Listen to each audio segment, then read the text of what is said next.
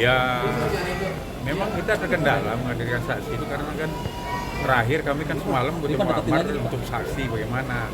Kami tunggu sampai jam 9 juga, orang yang dikoordinasikan Amar itu kan nggak ada yang datang. Ya kami kan namanya saksi keperdataan kan tidak ada sanksinya apabila dia nggak datang, karena kan saksi ini sifatnya sukarela. Lain kalau pidana kan ada panggilan paksa namanya. Apabila 2 kali dipanggil, kalau enggak ya bisa dibawa paksa oleh penegak hukum. Tapi dengan ketidakhadiran para pihak saksi dari pihak Amar sendiri, apa akan lebih mempercepat proses ini atau gimana sih? Ya proses ada juga saksi beracaranya tetap aja aturan beracara yang sama. Walaupun kami ada saksi tetap aja ya prosesnya ini hari terakhir juga. Pasti tanggal 25 kesimpulan 1 Februari dia diputuskan. Mungkin bisa dielaborasi nggak sih, apakah mungkin memang Bang Amar yang memutuskan untuk tidak mendatangkan saksi atau memang saksinya yang tidak mau datang atau tidak ingin, atau gimana nih Bang? Ya kalau dari keterangan orang-orang yang direkomendasikan itu kan mereka berhalangan, bukan nggak mau bantu juga. Cuma kan waktu orang kan, karena orang-orang ini kan udah kerja semua di pihak lain, dan kemudian harus kita paham juga kondisi Amar kan di dalam, jadi kan dia nggak bisa meyakinkan orang. Dan kalau kami datang ya apalagi kayak kami kuasa hukum kan ya nggak kenal sama saksi. Lain kalau saksi yang kami yang udah kenal. Dan memang kadang-kadang ada di negara kita ini kan orang manakala jadi saksi itu kan kecurigaan orang tinggi. Padahal kan harus dipisahkan antara saksi pidana dengan keperdataan. Awalnya siapa sih Bang yang jadi saksi? Yang di list mungkin. Ya, saya nggak boleh ngomong lah karena bukan apa. Satu kan dia gagal kita hadirkan. Kemudian kan nanti Amarnya sedih juga. Karena orang-orang yang jadi saksi orang terdekat yang banyak berjasanya Amar ke mereka gitu pada waktu jayanya. Jadi memang ya kalau kami sebutkan nanti orangnya kan Amarnya yang sedih. Bang, tapi mungkin rencana awalnya Bang Amar mau menghadirkan berapa orang saksi? Orang sebenarnya orang dekat dia itu 3 orang, bisa 4 juga. Keluarga mungkin Bang, atau kalangan artis Satunya dari juga? keluarga atau seperti apa Bang? Ya itu saya bilang kan nanti terka lagi, nanti sedih lah dia. Karena kalau orangnya nggak datang Bang ya nggak usah bicara ke media gitu. Tapi Nanti sebelumnya dia, hah? udah lanjut Bang, lanjut Abang, lanjut. Ya itu. Kalau orangnya nggak datang dia sedih. Karena orang ini selama ini dibesarkan oleh dia. Nah, ya dibawa. Ya banyak lah sekarang kan kalau kita tengok orang-orang yang jadi saksi ini kan orang-orang dari pihak Iris juga kan orang-orang yang selama ini dekat juga sama Amar kan. Dalam situasi begini kan tentu ya lebih menguntungkan satu penggugat karena kan dia di luar bebas. Kemudian dia udah lama mempersiapkan diri kan. Nah, kalau kita kan cuma menunggu tiba-tiba ada gugatan baru di situ kita meladani dulu beracaranya, kemudian baru masuk pembuktian. Jadi persiapan kita itu memang ya sulitnya di situ karena Amar ini ditahan, kemudian kita kan persiapannya waktu cuma 2 minggu. Dan segala kita pelajari juga kan ya dalam hukum acara keperdataan kan nggak perlu juga saksi, bukanlah memang menentukan, tidak juga. Tapi untuk sidang selanjutnya sendiri kapan sih Bang?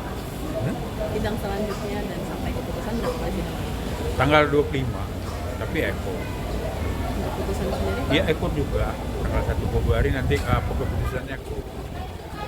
Kita mau. Bang, tadi kan Abang sempat sebut dari salah satu saksi itu ada orang yang tumbuh besar bersama Amar. Apakah bisa disebut ibu tirinya nggak sih Bang, atau gimana? Kan tumbuh besar bersama Amar kan berarti lebih ke keluarga ya Bang. Bu tiri? Barangkali mungkin kalau ada. Mana? Amar nggak tahu, nggak ada punya ibu tiri. Atau adik mungkin? Atau Hah? adik Ada Bang, yang atau adik adik keluarga ya Bang, bahasanya Bang Amar. Ya terka aja lah semua wartawan sini. Karena saya kalau orang yang hadir kata Amar ya janganlah Om bicara, nah kan saya punya etika pengacara. Pengacara apabila tidak sama dengan wartawan juga, kalau orang nggak mau diwawancarai kan nggak mungkin mau juga. Pasti ya kita kan pasti ya nggak mau juga kan. Ya sama juga saya kalau udah ada pesan gitu kan saya harus merespon yang lain. Kalau dia datang ya wartawan biar tahu semua kan. Tapi nggak datang ya bilangnya begitu, janganlah oh, sedih saya nanti gitu ya kan. Apapun berita di luar kan pasti nyampe juga. Tapi untuk kondisi Amar sendiri sekarang gimana sih Bang? Kondisi Amar? Ya, kalau kondisi fisiknya bagus, psikisnya udah mulai bagus juga karena saya dapat berita bapaknya udah mulai sehat, ya, udah keluar rumah sakit. Ya berarti kan kalau udah direkomendasi dokter keluar berarti kan ada penambahan kepulian kan. Dan kemudian ya masalah ini udah mulai mendekati keputusan masalah keperdataan ini pengadilan agama, kemudian berkas di di Polres Jakarta Barat sudah berkas sudah dikirim ke kejaksaan. Nah otomatis kan 3 yang dia pikirkan ini kan udah mulai bisa akan ada jawabannya nanti gitu, tidak dengan waktu lama. Karena orang kan menunggu kepastian ini yang bikin stres, ya kan? Beda kalau menunggu duit, itu nggak ada yang stres orang. Berarti Tadi pihak sebelah sempat sebut sedikit kalau nafkah itu kan kewajiban suami ya. Ya, Dan nggak ada tuntutan juga nih harus diharta gonomi dan segala macam. Mungkin kalau untuk selama perceraian ini dari Bang Amar sendiri sempat ada nafkah masuk atau gimana Bang? nah kalau itu saya nggak pernah bicarakan sama Ahmad. Karena apa ya?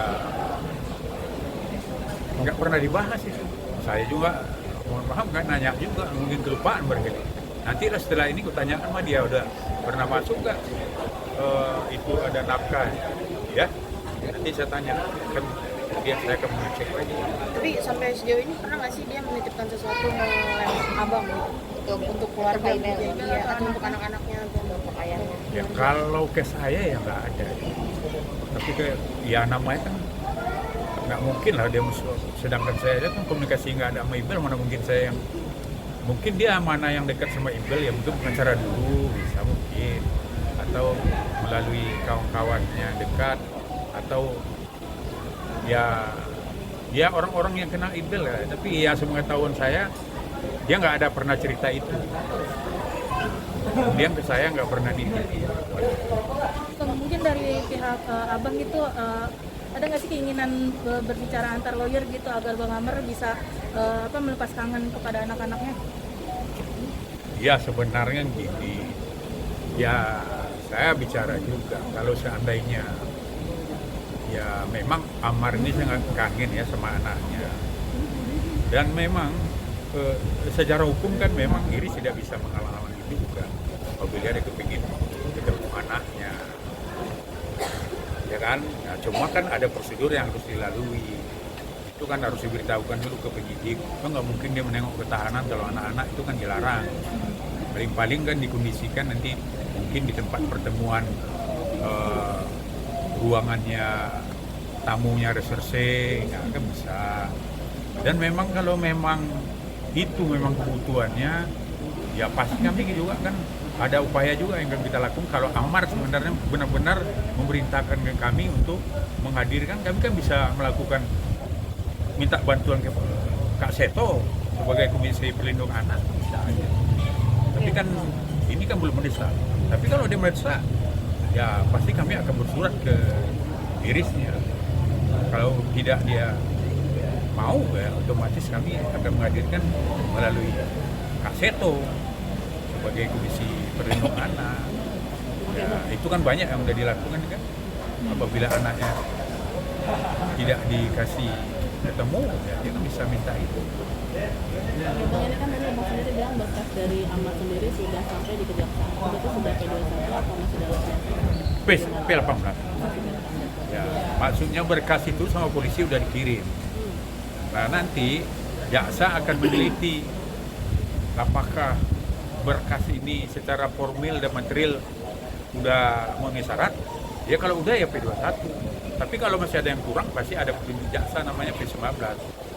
Nah itu harus dipenuhi oleh penyidik. Tapi untuk pengajuan rehab sendiri seperti apa Pak? Sudah sejauh mana? Nah, kata anak kan sama mengajukan rehab untuk rehab. Ya kalau pengajuan asesmen TAT untuk rehab itu kan ya memang kalau kami tengok Perkap Kapolri nomor 8 tahun 2021 itu kan tentang rehab masalah narkoba ini. Memang kalau perbuatan berulang-ulang itu agak sulit. Kemudian kan alat bukti itu melebihi daripada 1 gram. Nah, jadi ya kami tidak terlalu fokus juga, tidak mendesak juga karena peluang itu masih banyak. Sesuai pasal 54 Undang-Undang Narkoba itu kan ada di tahap jaksa masih bisa, di tahap pengadilan masih bisa. Setelah kami konsultasi dengan Amar kan ya memang lebih bagus katanya di pengadilan aja. Kalau di pengadilan kan begitu selesai keputusan misalnya rehab, nah berarti kan bisa dilaksanakan, tidak perlu lagi dia ke LP. Dulu kan yang kasus 2023 itu kan dia direhab dulu di Lido, kemudian dikirim ke jaksa oleh ke LP Cipinang, nah baru disidang. Nah ini kan kita sekarang strateginya biar di pengadilan dulu, baru rehab gitu kalau dikabulkan. Ini kan kemarin di story Instagramnya Bang Amar nih sempat nyebut kalau Instagramnya dipindah alihkan tangan. Biasanya kalau artis itu kan memang ada tim gitu ya yang megang. Ini bisa dibilang mungkin Bang Amar masih ada kontrak atau terjalin kerja nggak sih sama suatu brand atau manajemen yang atau seperti apa ya? Masih ada yang berjalan, masih mau menunggu atau berjalan gitu Bang? Nah kalau itu saya nggak pernah nanya juga, tapi orang endorse dia kan masih sering juga ke sana itu. Christian itu yang sering ke sana juga. Ke sana tuh berarti kalau lapas Ke ya tahanan. Nah, tentang ya dia nyenguk sahabat atau bisnis juga. Tapi kalau Bang Amar sendiri sempat nyebutin nggak sih atau cerita gitu, ya Bang ini kita ada hubungan soal bisnis atau pekerjaan yang mungkin masih ada yang mau berlanjut kontraknya gitu sama Bang Amar? Kalau itu nggak ada. Kebetulan kan kami kan nanya, kalau kita ini kan PH ketemu itu kan lebih banyak membahas tentang perkara yang di sini, perkara yang di Polres Jakarta Barat.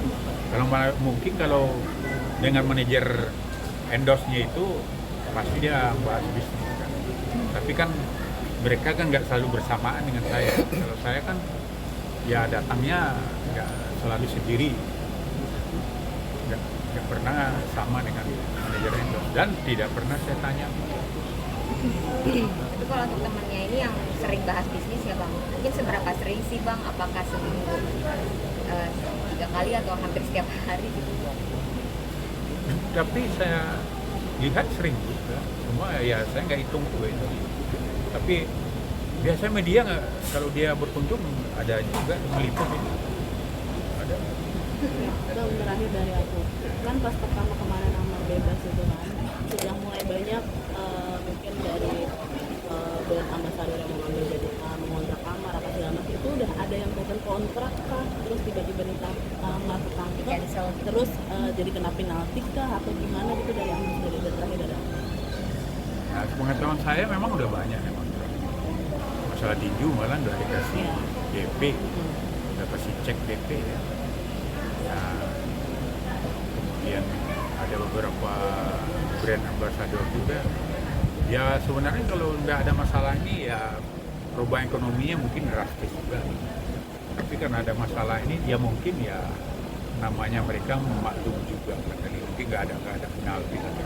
Karena ya kadang-kadang orang kan nengok posisi yang musibah begitu kan nggak tega juga orang. Mungkin walaupun misalnya ada dalam perjanjian, tapi kan ini kan musibah, dan kemudian kan programnya kan belum berjalan betul. Berarti bentuknya langsung pemutusan ini aja, pemutusan hubungan kerja aja. Maksudnya langsung putus kerja aja gitu ya. sama Ya, brand yang kalau- kemarin sempat kerjasama dan tinju itu bang? Kalau menurut PH yang lama kan manajer endorse itu Pak Emil ya, itu katanya kan diputus semua, diputus kontrak. Oke ya.